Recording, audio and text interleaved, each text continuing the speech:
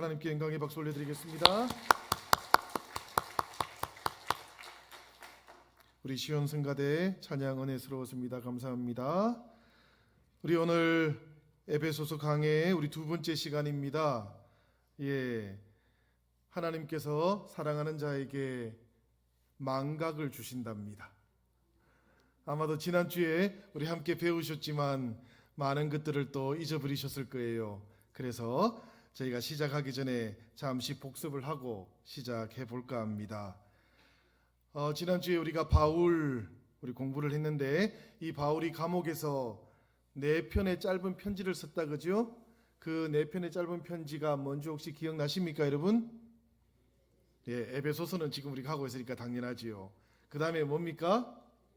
골로새서, 그 다음에요 빌립보서, 빌레몬서. 우등생들이십니다. 우리 이 4개의 편지를 가리켜서 옥중서신, 그죠? 감옥에서 썼다고 해서 옥중서신 이렇게 부릅니다. 어딘가에서 보니까 이걸 이렇게 이제 외우더라고요. 자, 한번 따라해 보시겠습니까? 에골빌빌, 에고빌빌 뭐 이렇다는 이야기인데, 이 4개의 성경 옥중서신을 에골빌빌 이렇게 외우시더라고요. 여러분들도 혹시라도 기억에 도움이 되신다면 그렇게 외우시고요. 아니면 충분히 이제 여러분들 잘 아시니까 딱 에베소서, 골로새서, 빌립보서, 빌리몬서 이렇게 외우셔도 되겠습니다. 그 중에서 이 에베소 지역에 보낸 편지를 이렇게 저희가 여러 교회가 돌려서 본다고 해가지고 또 뭐라고 불렀습니까? 회람서신이라고 했습니다. 이건 사실 에베소에만 보낸 편지는 아니었다라는 그런 이야기예요. 그래서 저희가 골로새서 4장 16절 말씀을 지난주에 우리가 함께 읽었습니다. 우리 같이 한번 보실까요? 다 같이 한번 읽어보시죠. 시작. 이 편지를 너희에게서 읽은 후에 라오디게아인의 교회에서도 읽게 하고 또 라오디게아로부터 오는 편지를 너희도 읽으라. 아멘. 그래서 초대교회가 지나가고 나서 한 50년 정도 되었을 무렵에는 이 에베소서를 뭐라고 불렀는가 하면 라오디게아서라고 그렇게 부른 적도 있었다고 합니다. 이 라오디게아로부터 오는 편지라고 해가지고 라오디게아서라고 불렸던 그런 기록도 남아 있어요. 지금 보면은 그만큼 이 편지는 초대교회 7개 교회들이 돌려서 이렇게 함께 보던 편지였다라는 그런 이야기입니다. 그래서 저희가 이 7개 교회가 어떤 교회였을까 지난주에 한번 잠깐 우리 지도로 보셨는데 기억들이 나시나 모르겠습니다. 여기에 보면은 7개 교회가 있죠. 그 중에 하나가 지금 우리가 보고 있는 에베소가 있습니다. 그죠? 그 에베소 위쪽에는 어느 교회가 있습니까 지금? 저기 스미르나 뭐 이렇게 되어 있는데 서머나 교회입니다. 저것이. 그 다음에 그 위쪽에는 어느 교회가 있습니까? 페르가몬이라는 것이 버가모 교회입니다.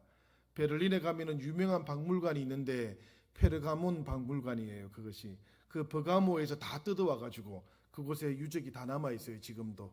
그래서 저 페르가몬이라는 것이 있고 그 다음에는 이제 조금 오른쪽으로 내려옵니다. 그죠? 내려오면 저기에 뭐가 있습니까? 뭐 이름이 조금 우리가 아는 것하고 좀 다릅니다. 두아디라 교회 이렇게 우리 성경에는 나오는데 지금 요즘 말로 저렇게 보면은 티아티라 뭐 이렇게 나옵니다. 그 다음에 그 밑에 보면은 어느 교회입니까? 사르디스라고 되어 있는데 저게 4대 교회입니다. 저게 4대 교회라고 부릅니다. 그 밑에는요, 필라델피아. 저거는 똑같습니다. 그죠? 그냥 필라델피아라고 되어 있을 뿐입니다. 그리고 그 밑에가 라오디게아. 저 라오디게아가 저기에 있어요. 라오디게아 밑에 보니까 여러분 저 밑에 히에라폴리스, 파무칼레 이런 게 있죠. 그죠? 저 히에라폴리스 저기가 뭔가 하면 치유의 도시라는 뜻입니다. 저기에 가면 온천이 있거든요. 지금 터키에 여행 가시면 제일 많이 가는 곳이 저곳입니다. 저기에 가면 아주 유명한 저기 보면 파무칼레라는 곳이 있어요.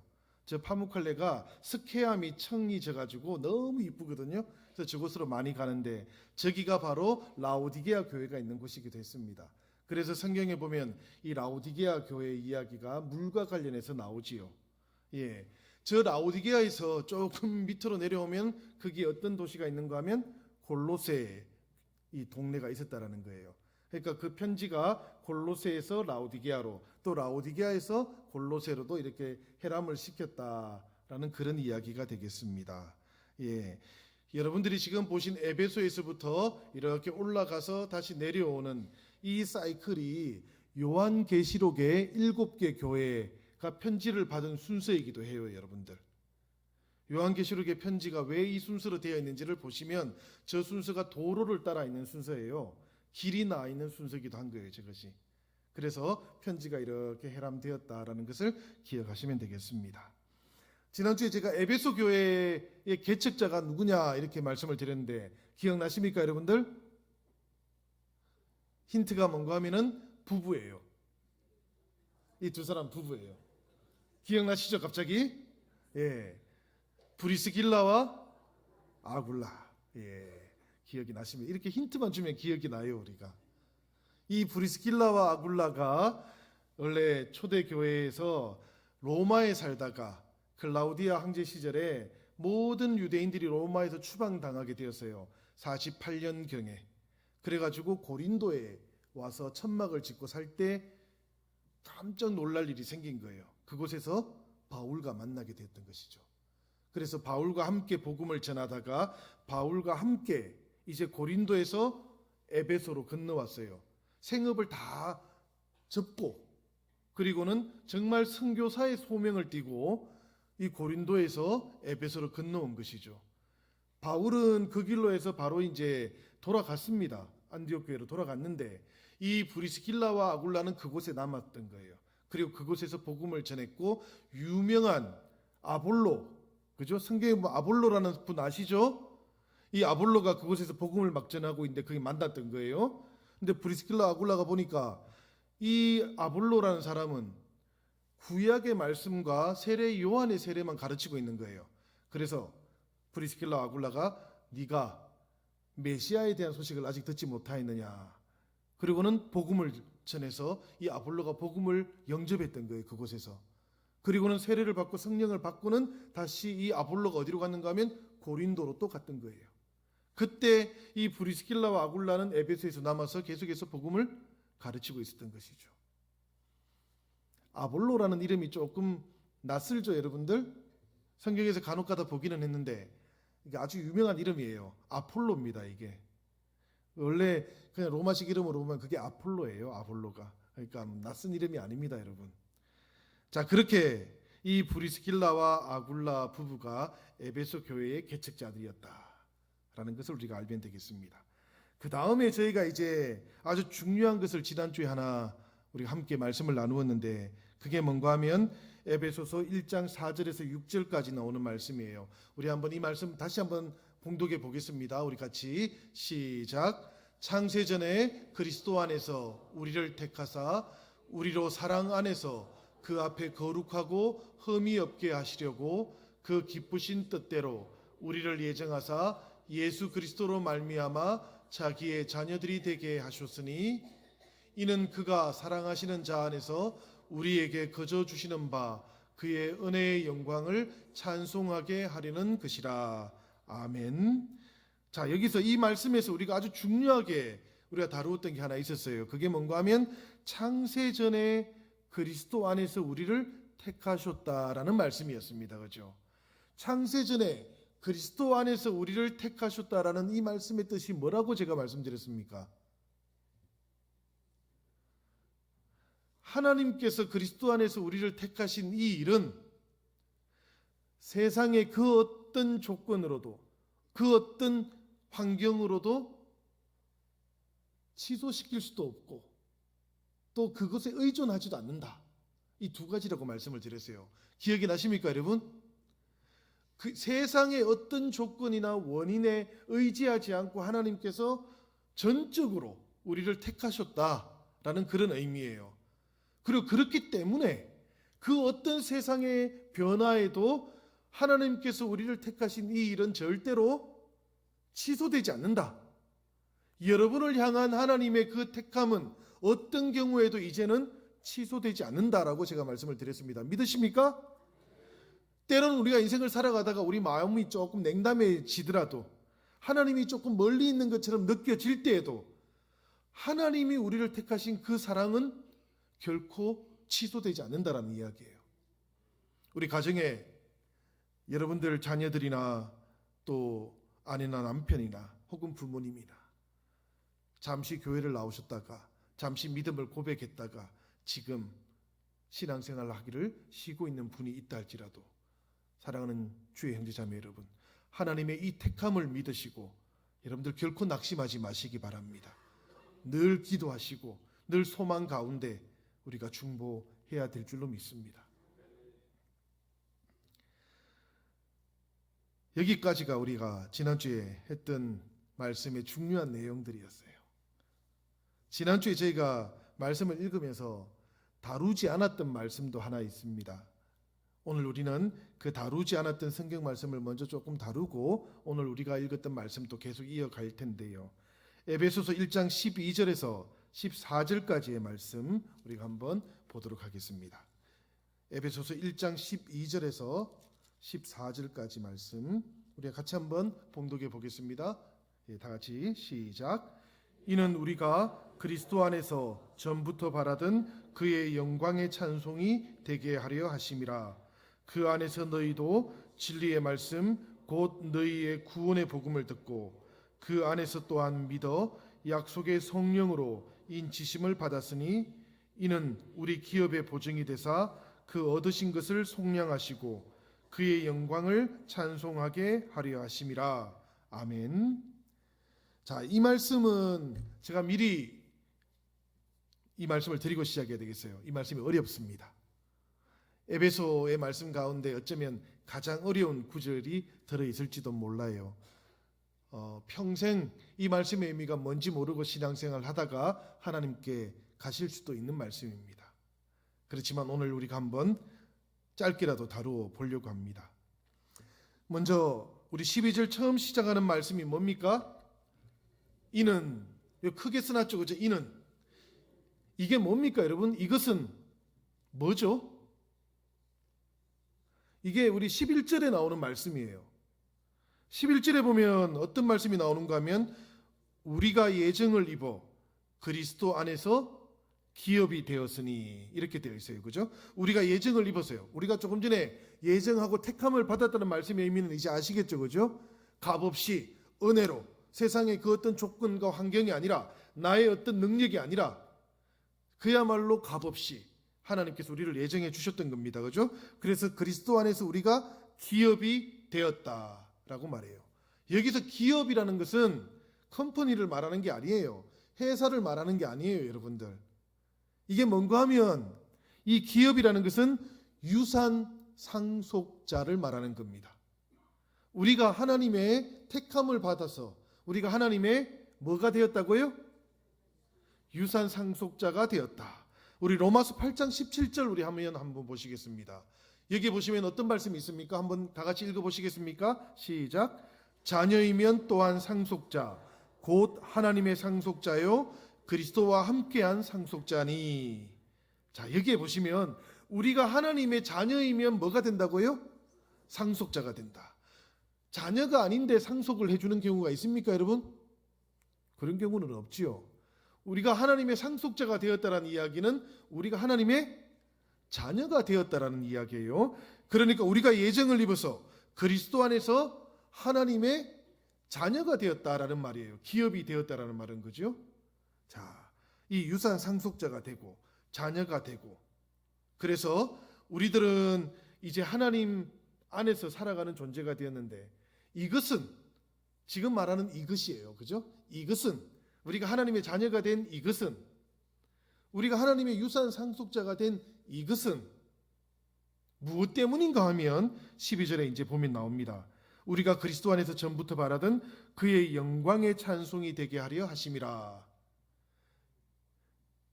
그의 영광을 찬송하며 살게 하기 위함이라 라는 뜻이에요. 이게 영광의 찬송이 되게 하다는 말의 의미는 그렇습니다. 영광을 찬송하며 살게 하기 위함이다. 그래서 여러분들이 세례 교육을 받으실 때 아마도 사람의 가장 첫 번째 지원받은 목적이 무엇인가 기억나십니까, 여러분들? 하나님의 영광을 찬양하기 위해서입니다.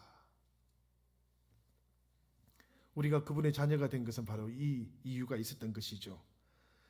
이 유대인들이 또 바울이 그의 제자들이 이렇게 하나님의 자녀가 된 것처럼 이제 이어지는 말씀을 보면 13절이에요.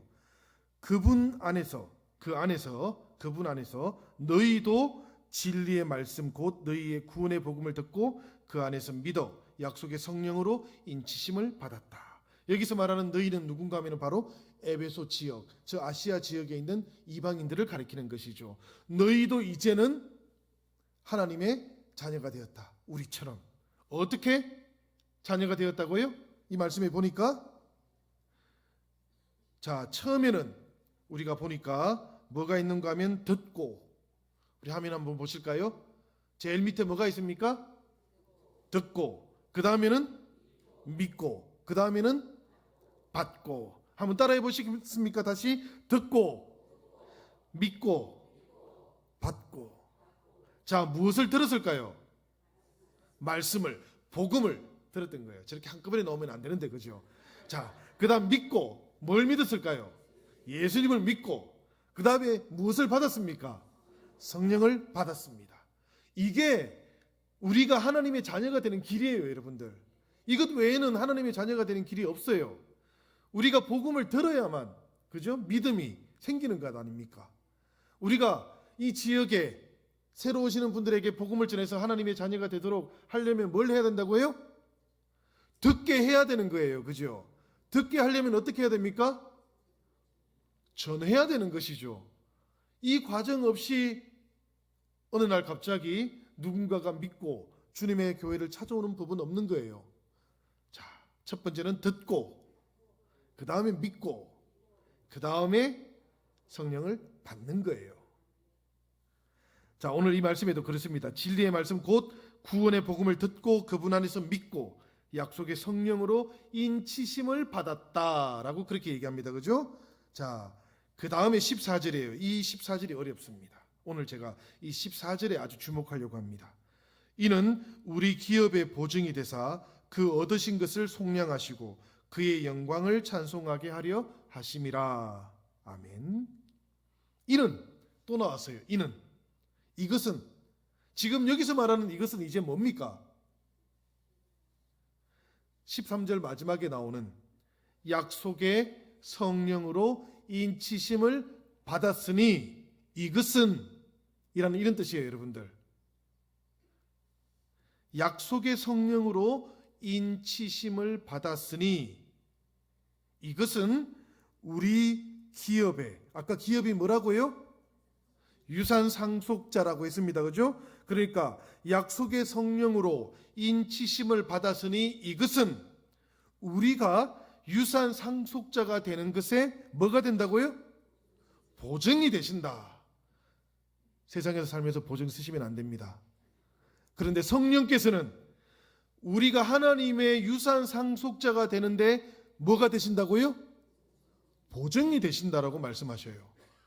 이게 대단히 놀라운 말씀입니다, 여러분. 우리가 하나님의 자녀가 되는데, 유산 상속자가 되는데 믿을 만한 근거가 있다라는 이야기예요.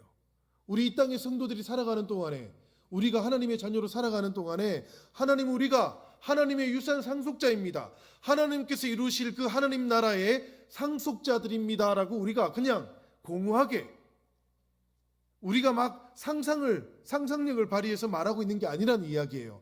우리에게는 근거가 있다라는 이야기예요. 그게 뭔가 하면 성령이 우리에게 그 유산 상속자가 되는 것에 보증이 되셨다라고 그렇게 말씀하고 있는 것이죠. 그 다음에 그 얻으신 것을 속량하시고, 이 말씀도 어려워요. 그 얻으신 것을 속량하시고, 이 얻은 것은 뭘까? 우리가 주님을 믿고 하나님의 자녀가 되면 무엇을 얻습니까, 여러분? 뭘 얻죠?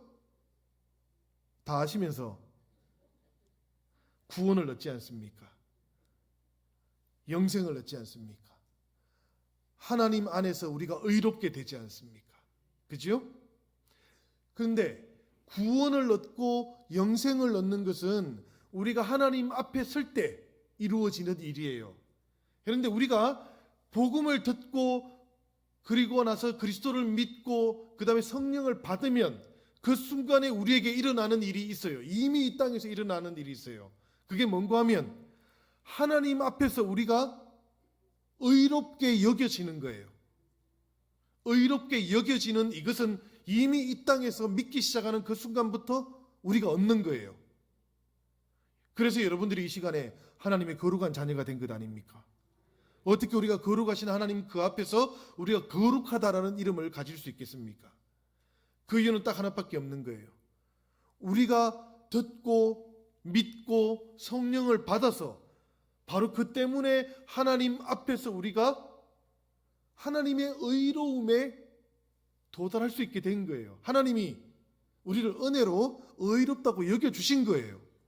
그러니까 이미 이 의로움은 우리가 받게 된 것이죠. 그죠? 이 의로움을 받게 된 이것을 가지고 이제 우리가 그리스도께서 모든 것 가운데 모든 것이 될 그때에, 만물이 그리스도 안에서 통일되는 그때에 비로소 우리에게 주어질 그 유산을 이제 우리가 나중에 받게 되는 거예요. 그죠? 그러면 우리는 그리스도 안에서 우리에게 약속된 이 유산은 언제 받는 겁니까? 주님께서 오실 그날에 받게 되겠지요. 그러나 믿음 안에서 우리는 약속된 것으로서는 이미 이 땅에서 그것을 바라보고 살아갑니다.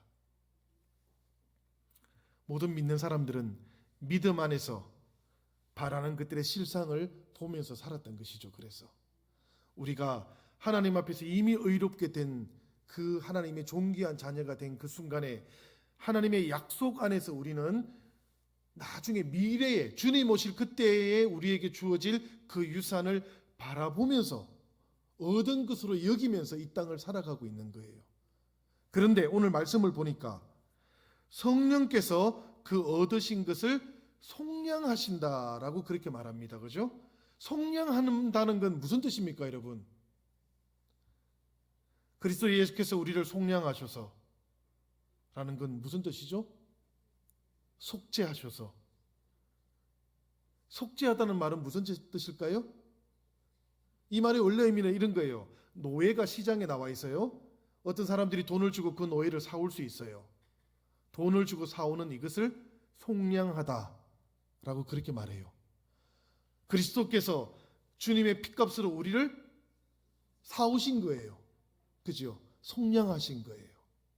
오늘 이 말씀 속에서도 그 얻으신 것을 속량하시다라는 말은 우리가 믿음 안에서 약속된 가운데 얻게 된 그것을 성령께서 오셔가지고 이미 이 땅에서 경험할 수 있도록 만들어 주셨다라는 그런 뜻입니다. 그 때문에 우리가 성령 안에서 살아가야 되고 성령의 능력으로 살아가야 되고 성령의 충만함을 따라서 우리가 이 땅에서 살아가야 하는 거예요. 우리가 성령 안에서 성령의 충만함으로 살아가면 우리가 먼 미래에 받게 될 그 약속된 것을 이 땅에서 체험하면서 살아갈 수 있게 된다라고 오늘 말씀이 우리에게 알려주고 있다는 겁니다. 이게 대단히 놀라운 소식인 거예요. 성령이 우리에게 오신 것은, 하나님께서 성령을 우리에게 보내주신 것은 우리가 이 땅에서 살아가는 동안에 나중에 주님 오실 때 이루어지게 될 그때의 그 일을 이미 맛보면서 살아가라고 그렇게 우리에게 성령을 보내준 거예요. 그래서 성령이 임하면 그때 그곳에서부터 어떤 일이 일어났다고 하면은 죽음이 물러가고 그리스도께서 부활했던 것 아닙니까? 성령이 임하게 되면 죄가 사라지고 죽음의 권세도 사라졌던 것 아닙니까? 성령이 임하면 치유가 일어나게 되었던 것 아닙니까? 그곳에 하나님의 나라가 임하게 되었던 것이죠. 사람들이 성령이 임하는 곳에서 하나님의 나라를 미리 체험하게 되었던 거예요. 그러니까 성령은 미래에서부터 우리가 살아가고 있는 현재로 오신 분이에요. 하나님께서 현재를 살아가고 있는 우리에게 먼 미래에 하나님의 나라를 미리 맛보고 알 수 있도록 해주셨던 거예요. 그러니까 이게 얼마나 놀라운 사건입니까? 우리가 성령을 받아야 되는 이유가 여기에 있는 것이죠. 우리가 믿기는 하는데 성령을 알지도 못하고 성령의 능력 속에 살아가지도 않고 성령의 충만함을 경험하지도 못하면, 그러면 믿음이 능력을 발휘하지 못해요. 믿음이 역사하지 않는 거예요. 사랑하는 여러분, 여러분 안에 이 성령께서 충만하기를 주님의 이름으로 축원합니다. 이걸 받았기 때문에 에베소 교회 사람들은 어떻게 되었는가 하면 오늘 우리가 읽었던 본문의 말씀이에요. 이로 말미암아, 15절 그죠? 15절이 그렇게 시작하죠. 이로 말미암아, 성령이 우리에게 오셨고 그 성령을 받은 사람들이 이미 하나님의 나라를 경험했던 이것으로 말미암아 주 예수 안에서 너희 믿음과 모든 성도를 향한 사랑을 나도 들었다. 에베소 교회 사람들은 그 성령의 능력 때문에, 성령의 체험 때문에 어떻게 살았다고 해요? 주님을 신실하게 믿었고 또 모든 사람들에게 사랑을 베풀었다. 이 모든 것으로 말미암아. 이 모든 것을 한번 정리해 봅시다. 첫 번째는 아무 공로가 없음에도 불구하고 우리가 택함을 받은 게, 그죠? 이로 말미암아예요. 두 번째는 하나님의 계획 안에서 우리가 유산 상속자가 되는 은혜를 받은 것, 이것도 이로 말미암아. 그 다음에는 성령의 보증을 받은 것, 이것도 이로 말미암아. 그럼 네 번째는 우리가 성령의 능력 안에서 약속된 것을 이미 온전히 누리면서 살아가게 되는 이 은혜도 이로 말미암아. 에베소 교회 성도들은 이로 말미암아서 주님을 향한 신실함을 지킬 수 있었어요. 에베소 그 지역이 얼마나 타락에 있었는지 모릅니다. 얼마나 강력한 로마 황제의 통치가 있었는지 몰라요. 모든 통치와 주권과 세상의 근세가 있던 그곳에서도 에베소 성도들은 이로 말미암아 그리스도를 신실하게 믿을 수 있었던 것이죠. 그리고 온 성도들을 함께 사랑할 수 있었던 거예요. 말하자면 에베소 교회는 이 믿음과 사랑이 균형을 잘 이루고 있던 교회였다라는 그런 말씀입니다. 예, 그림에 보니까 잘 균형을 이루고 있지요. 지금 기울어져 있지 않습니다. 우리가 종종 균형이 깨어지면, 이 균형이 깨어져 버리면 교회가 위기를 맞이하는 것을 목격합니다. 믿음이 뜨거운데 사랑은 식어져 있거나, 혹은 성도들끼리 사랑은 뜨거운데 주님을 향한 믿음의 기초는 부실한 그런 공동체를 볼 때가 있습니다. 믿음이 좋아 보여도 사랑하지 않으면 여러분, 이 믿음은 역사하지 못합니다. 그게 성경의 가르침이에요. 반대로 침묵은 잘하는데 믿음으로 이어져 있지 않으면, 그러면 이 친교는 영적인 친교로까지 깊어지지는 또 않는 것 같습니다.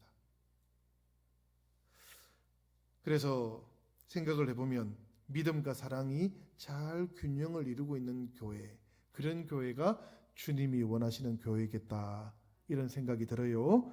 우리 고린도전서 13장 2절에 보면 그래서 이런 말씀이 있습니다.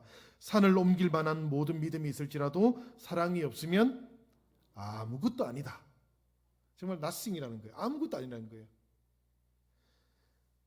우리 갈라디아서 5장 6절에도 이런 말씀이 있습니다. 우리 다 같이 한번 이 말씀 봉독해 보겠습니다. 시작. 그리스도 예수 안에서는 할례나 무할례나 효력이 없으되 사랑으로서 역사하는 믿음뿐이니라. 할례나 무할례나 이런 형식이 아니라 그 안에 사랑으로서 역사하는 믿음이 있어야만, 그것이 그리스도 안에서는 의미가 있고 생명을 살리는 믿음이 될 수 있다라는 그런 말씀이에요. 데살로니가전서 1장 3절에도 똑같은 말씀이 나옵니다. 한번 보시면 여기는 어떤 말씀이 있는가 하면 믿음의 역사와 사랑의 수고와 소망의 인내가 있는 교회라 해야 된다. 이 말씀은 이런 것이죠. 믿음이 말로만 믿음이 아니라 그 믿음에 뭐가 있어야 된다고요? 행함이 있어야 돼. 역사라는 말은 이런 얘기예요. 믿음을 행해야 된다는 얘기예요. 말로만 믿음이 아니라 행하는 것이 있어야 그때 비로소 믿음은 참된 믿음이다. 사랑이라는 건 말로만 해서 안 된다는 이야기예요. 사랑에는 뭐가 있어야 된다고요? 수고가 있어야 됩니다. 사랑을 하면 당연히 수고가 따르기 마련이에요. 젊은 연인들이 사랑할 때도 얼마나 수고가 많이 따르는데요. 그죠? 그리스도를 닮아가고 하나님을 사랑하는데 당연히 수고가 따르게 되어 있어요. 우리 성도들은 이 사랑의 수고를 기뻐하는 사람들입니다, 여러분. 이 사랑의 수고를 하는 동안 우리 안에서 우리가 알지 못하고 세상이 알지 못하는 기쁨을 맛보는 사람들이 하나님의 거룩한 백성, 성도들인 거예요.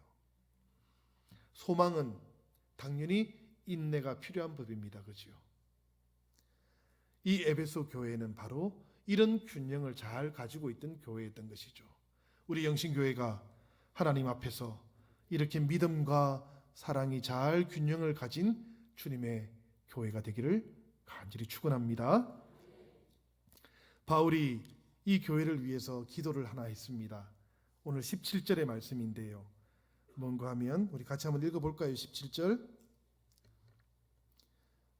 우리 화면에 17절이 없나 봅니다. 제가 읽어드리겠습니다. 우리 주 예수 그리스도의 하나님 영광의 아버지께서 지혜와 계시의 영을 너희에게 주사 하나님을 알게 하시고, 여기에 보면 하나님을 알게 하시는 지혜의 영과 계시의 영을 주시기를 바울이 기도했습니다. 이렇게 기도한 이유는 뭔가 하면 에베소 교회 성도들의 마음의 눈이 밝아지도록 하기 위해서였어요. 하나님을 알게 하는 그 마음의 눈이 밝아지도록 하기 위해서 바울 사도는 성도들을 위해서 기도를 했던 거예요. 지혜의 영이 그리고 계시의 영이 주어지기를. 이 말씀을 이렇게도 생각해 볼 수 있겠네요. 우리들의 영혼에, 성도들의 영혼에 하나님을 알게 하는 지혜의 은사와 또 사람들이 볼 수 없는 것, 하나님이시죠, 그죠? 하나님을 보게 되는 은사가 있기를 바라는 기도였습니다.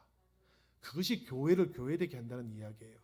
교회가 가장 하나님 앞에 온전하게 설 수 있는 때는 언젠가 하면 하나님을 알게 되는 때예요. 그리고 하나님의 뜻을 알게 되는 때예요.